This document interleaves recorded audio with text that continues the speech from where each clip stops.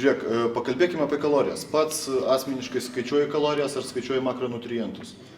Šiaip būna ir taip, ir taip. Iš esmės, kilokalorijų prisilaikau, tos žiūriu, kad ten nelabai viršytų visko, ko ten irgi palyginus.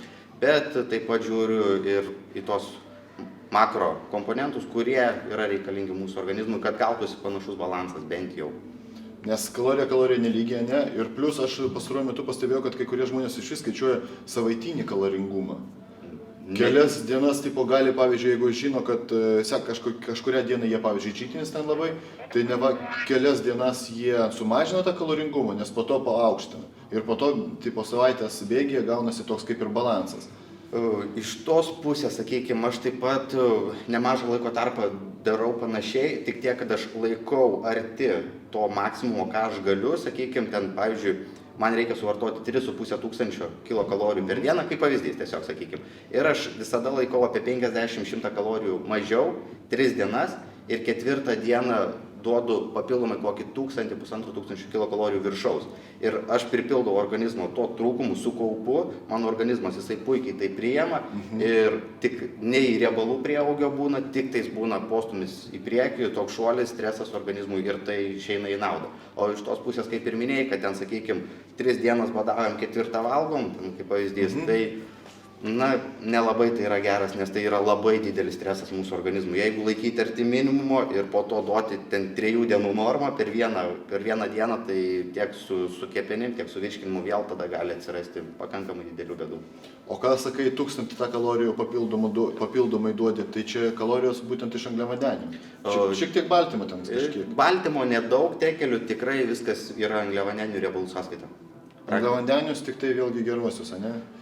Šiaip stengiuosi, bet aišku būna ir tų blogesnių. Tai šiaip, bet irgi iš tų blogesnių, tai tokia labai ribotas tas blogumas irgi, kad nebūtų to didelio šokinėjimo. Nes cukraus lygis kraujyje, jisai, kad šokinėtų, tai nėra geras dalykas. Nes ir alkis iš karto padidėja, ne? Labai ir energijos pokyčiai labai stiprus, gali būti energijos lygis čia ir po to kristi čia. Ir tai, sakau, iš tos pusės tas toksai cukraus šuolis nėra naudinga. Kada nors užkeli specialiai cukraus kiekį kraujyje ar ne? Nes viena teorija, žinai, vieni kelia iš karto po treniruotės arba netgi ryte kelia, kadangi labai žemas insulinas ir tarsi po badavimo. O kiti atvirkščiai, tik tai baltymo vartoja ir po to lėtosios angliavandenius po treniruotės. Šiaip pats specialiai, kad iš tos pusės kelti cukraus lygį, tai ne, aš nelinkęs esu to.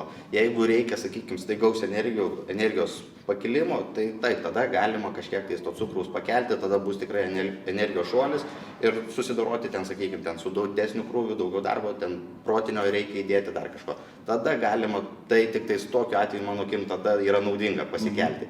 Bet taip, sakykime, po sporto, ten arba iš pačio ryto kelti cukraus lygį, tai visiškai nenaudingas dalykas iš esmės. Supratau. O kokiu būdu rekomenduotum, jeigu reikia tokios staigios energijos? Tai čia jau realiai staigia energija, tai cukrus. Tai... Ne, aš supratau, bet pavyzdžiui, jeigu 2 pasirinkimai, sakykime, fast foodas kažkoks, ne, bet neribus vėlgi. Arba vaisiai. Vaisiai arba cukrus kažkoks toks, Šiaip, sakykime, jau būtų cukrus tiesioginis, kaip, sakykime, sultis, pakankamai neblogas variantas, kad ir tas pats šokoladas iš esmės. Nes su fast foodu tai sudėtinga pakelt, nes jis automatiškai tai riebalai yra, jis viskas paremtas Sulėtina. Taip, jisai sulėtina medžiagų apykaitą ir tos energijos pliūpsnio jūs greitai nesulauks. Supratau. Žiūrėk, ką galvoju apie pačias sultis.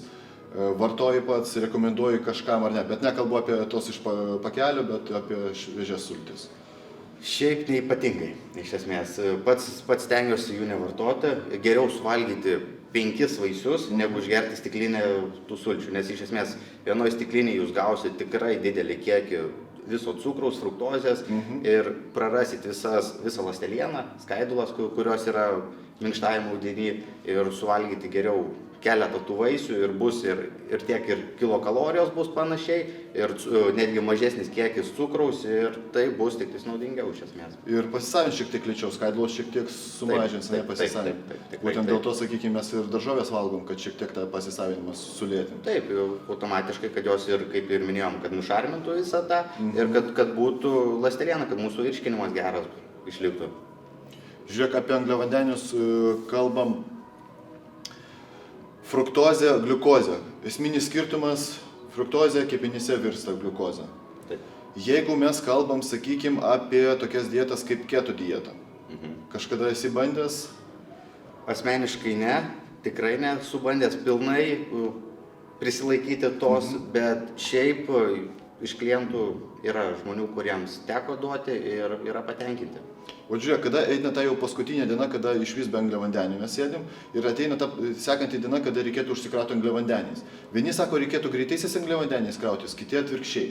Nes jeigu gliukozė, tai iš karto pripildysime raumenis, ne glikogeno, fruktozė pasiliks ir kelias dienas netgi gali likti kepenyse ir po to mes naudosim ne riebalų ląstelės energijos šaltinio, būtent tą glikogeną iš kepenų. Tavo manimu. Šiaip ir mano manimu tai geriau tie lėtieji angliavandeniai, bet sakykime iš kitos pusės yra dvi nuomonės tiesiog ir taip, kuri yra tikrai teisinga, šiuo atveju pasakyti tikrai negaliu. Reikia bandyti, žiūrėti ant kiekvieno žmogaus. Taip. Šiaip aš labiau linkęs visada į lėtuosius angliavandenius negu į staigų pokytį.